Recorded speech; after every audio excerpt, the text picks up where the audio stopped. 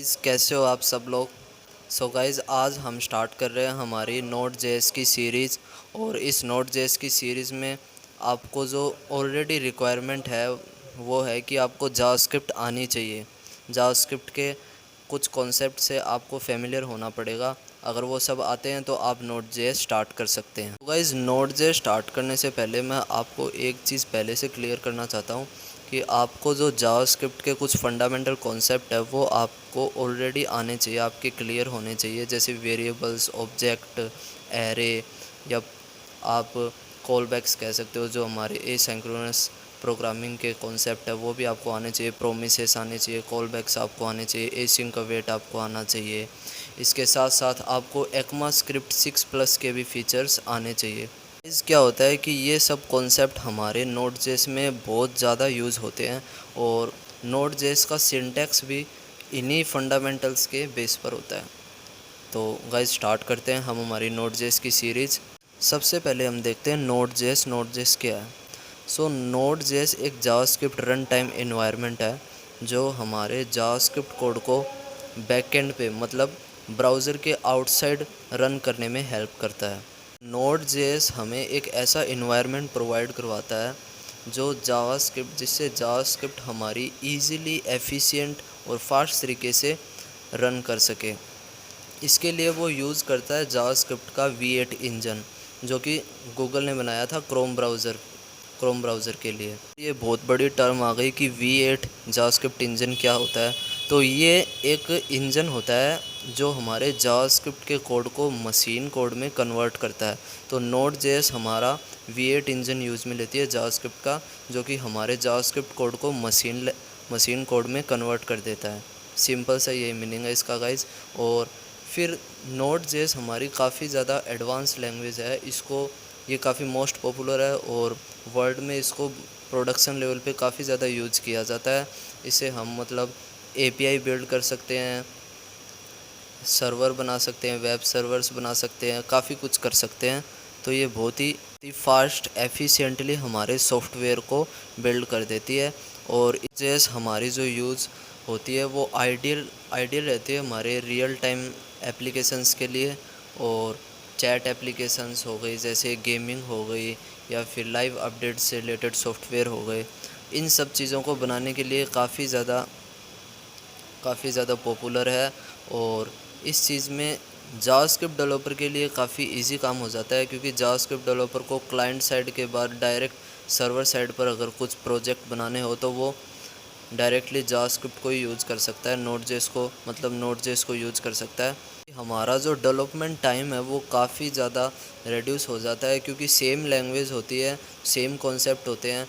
तो client side के बाद डायरेक्ट वो बैकएंड पे स्विच करेगा तो उसमें वो जावास्क्रिप्ट को ही यूज़ करके सर्वर क्रिएट कर सकता है। सब कुछ जो भी सर्वर लेवल पे काम होता है, बैकएंड का काम होता है, वो जावास्क्रिप्ट से इजीली बना लेता है। तो इससे हमारा डेवलपमेंट टाइम काफ़ी ज़्यादा रिड्यूस हो जाता है।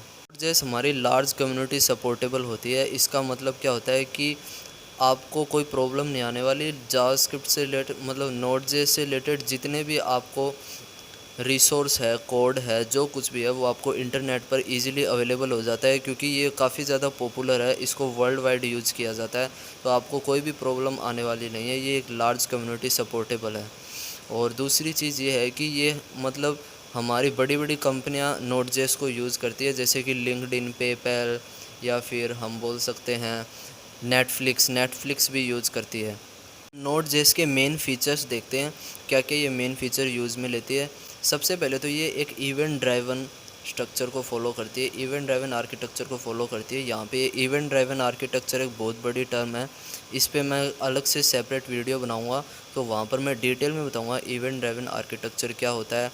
और ये एसिंक्रोनसली मतलब बिहेव करती है हमारी node JS completely. Node JS का नेचर पूरा एसिंक्रोनस है, ये हमारी नॉन ब्लॉकिंग टास्क को परफॉर्म करती है। साथ में नोड जेएस हमारे जो भी इनपुट आउटपुट ऑपरेशंस होते हैं, मतलब जैसे क्लाइंट से जितनी भी आने वाली रिक्वेस्ट है और कैसे वो उसको रिस्पॉन्स करती है, ये सब कुछ हमारे event driven architecture and asynchronous पे डिपेंड होता है। और दूसरी चीज़ ये है कि दोस्तों ये मतलब हमारे मल्टीपल थाउजेंड्स ऑफ जो हमारे कनेक्शंस होते हैं उनको ईज़िली हैंडल कर पाती है, क्योंकि ये सिंगल थ्रेडेड होती है बट स्केलेबल होती है ये। दूसरा एक ये चीज़ है, ये फ़ास्ट एग्जीक्यूशन करती है। और फास्ट एग्जीक्यूशन आपको मैंने बताया था, फास्ट एग्जीक्यूशन इसलिए करती है क्योंकि हमारा जावास्क्रिप्ट का V8 इंजन यूज़ करती है, जो कि हमारे जावास्क्रिप्ट कोड को मशीन कोड में कन्वर्ट करता है बहुत ही फास्ट और एफिशिएंट तरीके से। नोड.जेएस हमें एक फ़ीचर्स और प्रोवाइड करवाती है, जो कि हमारी रीयूजेबल लाइब्रेरीज़ और टूल्स होते हैं, उन थाउजेंड्स ऑफ जो रीयूजेबल लाइब्रेरी और टूल्स होते हैं उनको वो एक्सेस करती है नोड पैकेज मैनेजर से, जिसको हम NPM भी बोलते हैं। और ये भी एक बहुत बड़ी टर्म है, इस पर भी आपको मैं अलग से वीडियो बनाऊंगा, वो चीज़ समझाऊंगा। फीचर इसका ये भी है कि नोड.जेएस हमारी क्रॉस प्लेटफॉर्म होती है, ये अलाउ करती है कि हमारे जितने भी नोड.जेएस के द्वारा बनाए हुए सॉफ्टवेयर होते हैं, जितने भी वेब एप्लीकेशंस होती है, वो हम विंडो के साथ साथ मैक, लिनक्स, यूनिक्स अलग अलग ऑपरेटिंग सिस्टम पर हम रन कर सकते हैं। एंड करने से पहले मैं आपको एक छोटा सा टास्क देना चाहता हूँ। आप मुझे ये बताइए, जो कि आप कमेंट सेक्शन में लिख कर दोगे, कि नोड.जेएस को किसने डेवलप किया और ये कब किया। और दूसरा एक ये है कि आप मुझे ये बताओगे कि अभी करंटली 2025 में नोड.जेएस का कौन सा वर्ज़न चल रहा है। तो ये सब चीज़ें, ये आपको टास्क है, ये आपका आप इंटरनेट पर सर्च कीजिए, गूगल पर सर्च कीजिए, चाहे ChatGPT से पूछिए, लेकिन ये चीज़ आप कमेंट सेक्शन में बताओगे। नोड.जेएस का इंट्रोडक्शन इतना ही था। इस सीरीज़ के नेक्स्ट पार्ट में मैं आपको बताऊंगा कि कैसे नोड.जेएस और NPM जो कि नोड पैकेज मैनेजर होता है, उसको हमारी जो सिस्टम है उसमें इंस्टॉल कैसे किया जाता है। ये सब चीज़ें मैं आपको नेक्स्ट पार्ट में बताने वाला हूँ। So okay guys, next video के लिए आप तैयार रहिए। नेक्स्ट वीडियो आपकी आएगी कैसे हम नोड.जेएस को इंस्टॉल करने वाले हैं अपने सिस्टम में। तो तब तक के लिए इस सीरीज़ को फॉलो करते रहिए, बने रहिए। बाय।